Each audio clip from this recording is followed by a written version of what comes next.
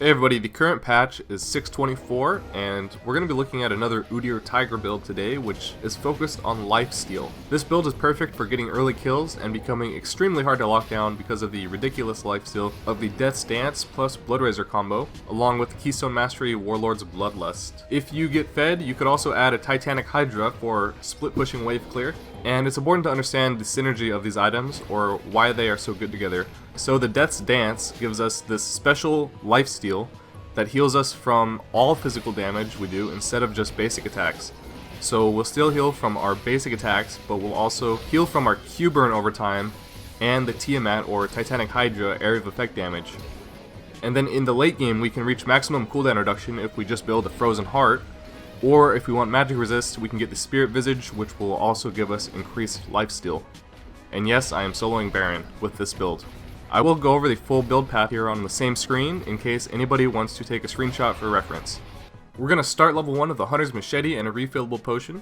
The Hunter's Machete for Tiger Stance is just a perfect match, and there's no reason you should build Hunter's Talisman anymore after the Machete buffs recently.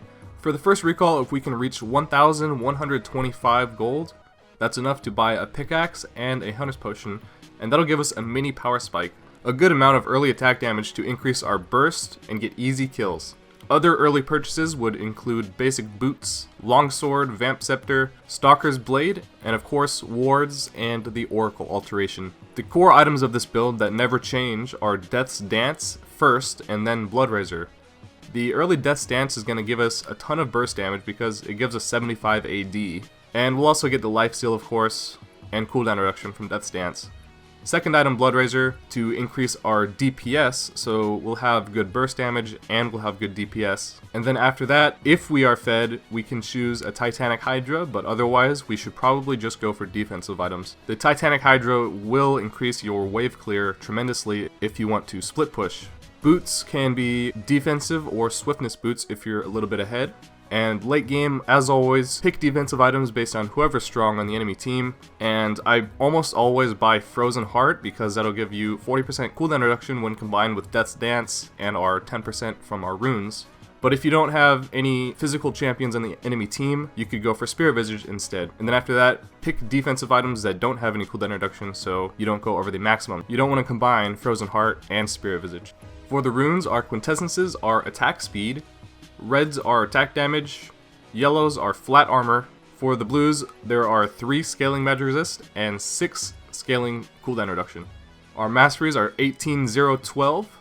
Keystone Mastery is Warlord's Bloodlust. Gain increasingly more lifesteal based on your missing health against champions, up to 20%. So just like Olaf, if you're 1v1ing somebody, the lower health you get, the more lifesteal you get, and that is going to go up to 20% lifesteal when you're low health, at near 0. We're also taking this lifesteal up here, and Runic Armor. Shields, healing, regeneration, and lifesteal on you are 8% stronger, so it's going to help our shields as well as our lifesteal. Okay, jumping into the game now. Instead of doing the regular clear of blue buff to wolves to red buff, I'm going to show you another route you can take if you're starting on this side of the map. You can take your blue buff, and then usually if the enemy started at his blue buff, you can have time to just run over here. You can alternate Tiger and Turtle Stance to run a little bit faster.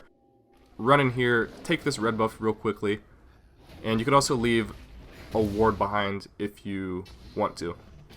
At this point, you don't have Bear Stance yet, but if anybody in top or mid is pushed, you can try to gank them without Bear Stance. So, snuck up behind this guy, got my Q ready, attack once, switch over to Turtle Stance, then just keep alternating those spells, of course. Now this guy's trying to run away just so he can get his full charge and get his Scarl to come back for like 500 bonus health. But anyways, we got a kill in top lane. Let's take out the Scuttle Crab. We also got our level 3 now. So we got Bear Stance. Let's try to gank mid using our Bear Stance. Stun him. Tiger Stance. And looks like another kill for our team. Take out the other Scuttle now. Scuttles are very important to take. It's always top priority. And I'm going to invade. Just going to steal 1 camp from the enemy jungle so I can get up to my first recall goal of 1125 gold. So we can get a pickaxe, a Hunter's Potion. Now we have a lot of burst damage, and if we catch anybody in a 1v1, they're going to have a very hard time. We have lifesteal already built in with our masteries, So with this burst damage, we can usually win a 1v1 at this point in the game. Now here, I just kept getting fed kills. Pretty lucky game. Get this guy too. He tower dove my top laner.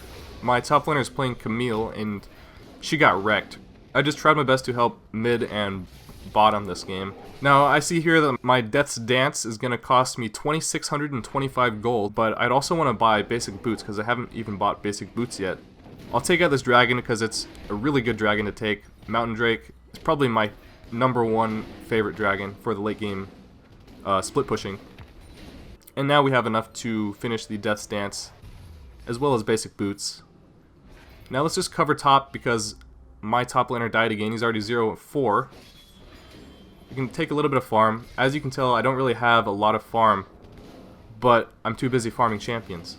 So if you want to farm more, you should buy a Tiamat early, but if you don't have a Tiamat early, it's inefficient to be farming. I'm just going to take out this tower real quick. We got company now. Echo and Kled trying to chase me. I'm just going to run back in here. I know they're not going to actually be able to lock me down. Get them a little bit bloodthirsty, so they tunnel vision on me. And as you can see, our Yasuo is coming up. And he's just as fed as I am right now. So we're going to easily be able to kill these guys. I stun Echo. Stun the other guy before switching off of Bear Stance. And we got Kled as well. Now we have 2,000 gold. If I get a few hundred more, I can finish Bloodrazor. Check out how much I can heal just by killing one Scuttle Crab with our Lifesteal. I'll take this blue buff. And now I'm going to head over to Rift Herald. If I had Bloodrazor finished, I could kill Rift Herald a lot faster, but it's not going to be a problem. I'm just going to take the Rift Herald while I'm here. Would have been an easy solo. And going to steal some Raptors. And then suddenly, the enemies were all here, and I did not expect that. So they really got me that time. I did not see them coming. So I got a Bloodrazor. Also had another 300 to pick up a cloth armor. So I'm going to be building Frozen Heart. Let's see if we can catch one of these guys out. They just spent exhaust. You can see how it doesn't really slow me down that much. I'm still faster than them when I'm exhausted. So we got one. Lulu, you're going to be dead too. Let me take that ward as well. Now we can just heal ourselves up by attacking these minions. And look who else came to join the party. Focus down the Echo first because he's a squishy one. If you attack squishier targets, you can lifesteal more because you do more damage to them. So keep that in mind. If you're in like a 1 versus 2, always focus a squishy person first because if you attack the tank, you're not going to be able to even lifesteal as much. And if you kill the squishy one first, then it's a 1v1. Oh, Ezreal. I'm going to chase Ezreal down because he's annoying me. Pop the sweeper before I run in. And instead of Ezreal, I'm just going to jump on the Gangplank because he's got less mobility. I can probably lock him down. Switch over to Ezreal. He's walking towards the explosive plant. So we fly together, lock him down. Let's push mid a little bit. Now these guys show up. Echo, I'm not going to bother chasing. I can just focus the tower. This guy gets a little bit too close, so I just Bear Stance, then combine Smite with Tiger Stance. Look at this guy. Look at this guy. Can't hit nothing. Frozen Heart is finished. We are now at 38% cooldown reduction, and once we get to level 18, our scaling CDR is going to kick in and will be 40%. I was just pushing bot lane, and then these guys decided to start Dragon. I'm going to surprise attack these guys by jumping over. Focus Squishy first. Teammate shows up. Let's just chase down this last guy. Yeah, you're not going to be able to kite me forever. And I can heal up everything just by killing Dragon. Nice. How convenient. Now let's look at how much we need to finish Titanic Hydra. I'm going to build that now. I'm getting late. It's still going to work out. So if I want to split push, I can now do that. Because nobody's going to be able to 1v1 me. If I split push when I'm this fed, they're going to have to at least send 2 people. Or more. Let's just go ahead and take out this Baron. It's something that you can only do when you're super fed, but this is the perfect build.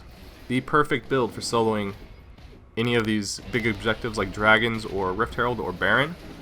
Bloodrazor is a perfect pick, as well as having Lifesteal, maxing Tiger Stance.